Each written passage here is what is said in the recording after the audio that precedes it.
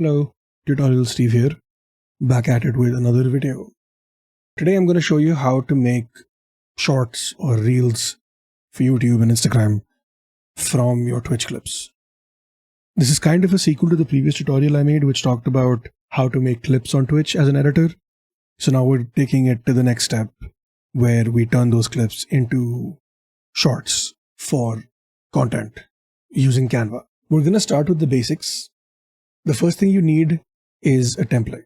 Well, really you first need a video, but we're going to work our way backwards to get all of our ducks in a row before we start editing. Because I personally feel like, think of it like trying to bake a cake, right?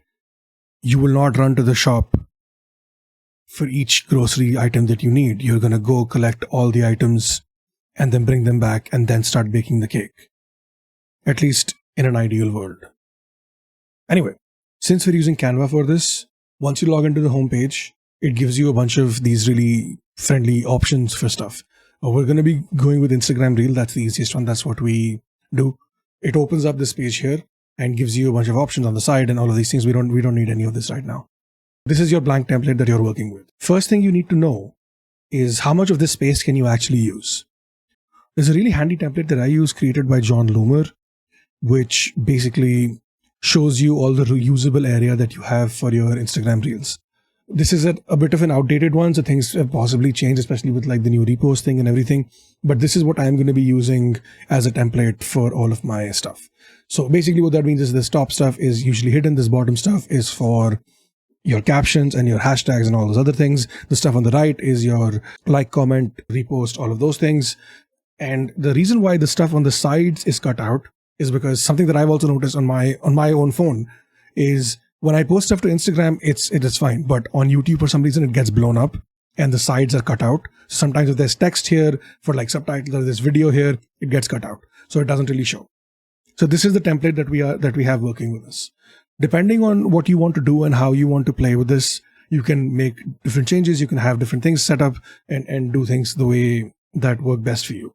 So far, for all the stuff that I've been doing, we have a bunch of templates here ready for all the other games that I've been playing. This is for Murky Tuesdays, which is a Blades in the Dark game and all of this stuff, right? It has the IG safe zones thing, which I'm going to delete for now because we don't really need it in this moment, simply because it's not relevant to the conversation right now, right? So here are the different elements that I use for the stuff. There is a black bar, which is where the Pantsless table's name and the Twitch logo goes on.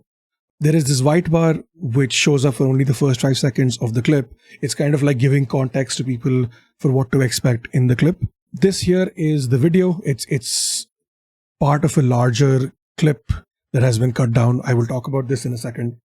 This section here is for the subtitles, and the one behind that is a semi-transparent bar, which is similar to this bar really, but like just transparent out more, where you put the subtitles in. Below that is the name of the show, which is Murky Tuesdays, and below that is the name of the game, or like the TTRPG that we're playing. Usually these are interchangeable. You don't really have to do all of these. This is basically all the templates. I'm going to put this all together and show you what it looks like once it's all done. Okay, so this is kind of what it looks like. This 10 Candles logo is taken from their official website, so it's like Cohesion. And the background is like a smoky background.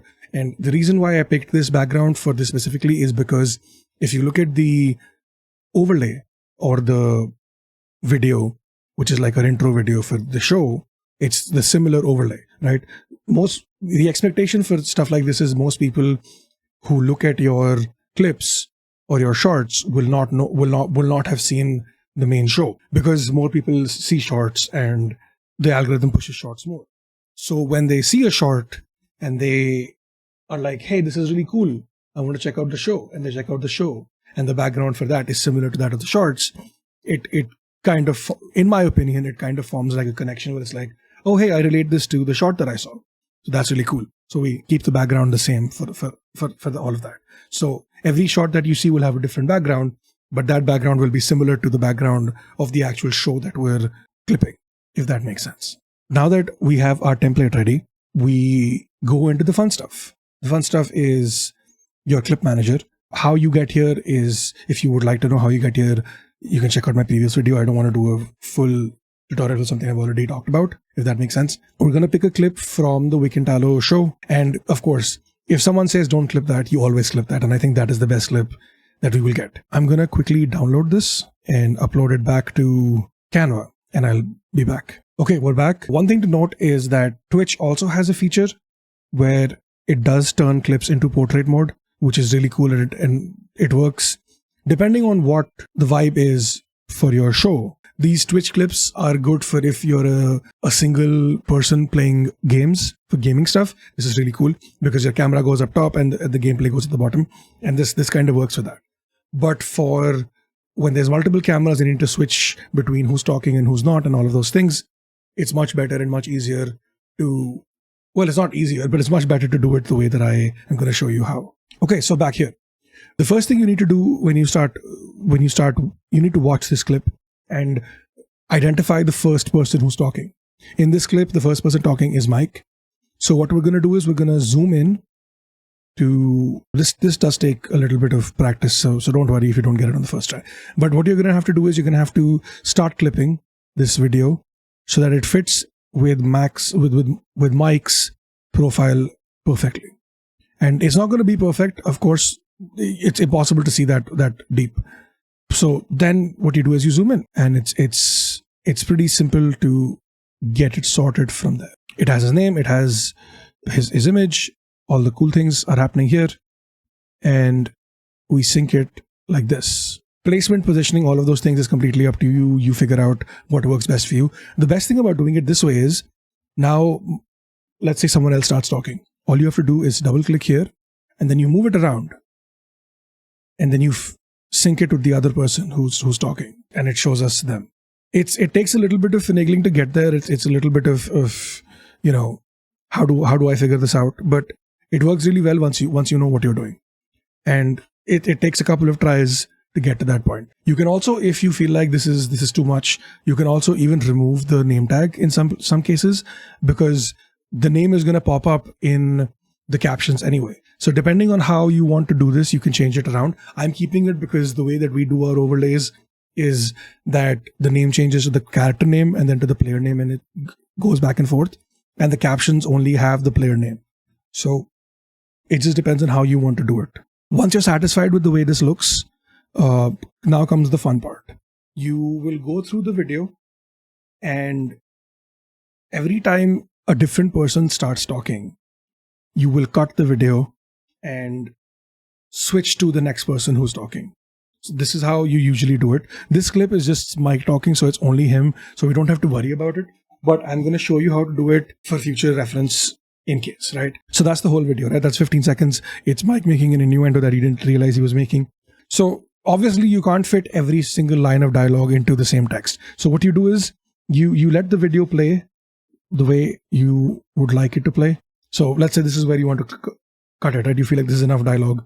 So you right click and you split page, or you can just press S, whatever works best for you. So this splits it into two different pages. The video stays constant throughout. So when you make changes here, there we go. Don't clip that. That's the perfect way to segue that. These are two different segments. And this third one here is when we change things around. And let's say we want to show April reacting to what Mike said, right? Because it's funny, haha. Innuendos are always a fun vibe, whatever. And then we hit play, and that's April reacting to what Mike said. So it fits perfectly with the vibe that we're trying to show. See, that's funny, right? Haha, funny. And this is great because it's a funny moment. And April is not the only one reacting here, right? Mike made an innuendo that made everyone laugh. So what we can do here also to make it even funnier, or to add emphasis to how funny it was, is we clip only this portion, which is only April laughing. And what we do is we make copies of the same thing.